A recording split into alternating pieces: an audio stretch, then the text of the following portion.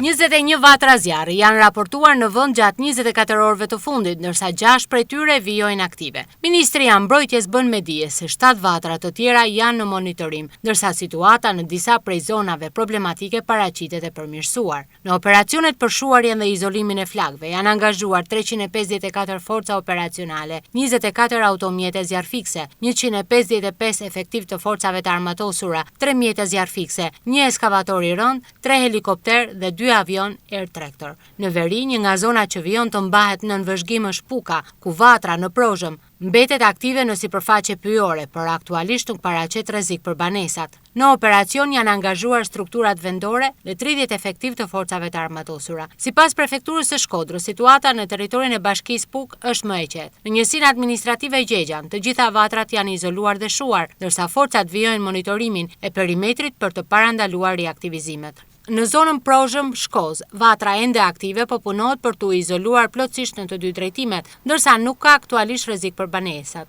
Në malin Tërbun, Fushkllivall, po vijon verifikimi dhe monitorimi i perimetrit të vatrave të shuara. Në zona të tjera të vendit, situata vijon të jetë problematike. Në qafë të Helmesit, në Bulqiz, zjarri është riaktivizuar në 2 vatra në Pyll me Pisha, ndërsa në Shtuf dhe Shtan, Tento Mirditës, operacionet vijojnë me intensitet të ndryshëm. Një tjetër vatër aktive është raportuar në malin e Qikës, mbi Palas, në terren të thepisur dhe të vështirë për t'u aksesuar, ku operacioni për shuarjen përfundimtare po mbështetet nga 2 avion Air Tractor. Ministria e Mbrojtjes dhe Agjencia Kombëtare e Mbrojtjes Civile bën me dije se operacionet vijojnë me prioritet në izolimin e vatrave aktive, parandalimin e riaktivizimeve dhe mbrojtjen e zonave të banuara. Strukturat e mbrojtjes civile mbeten në gatishmëri në të gjithë territorin e vendit.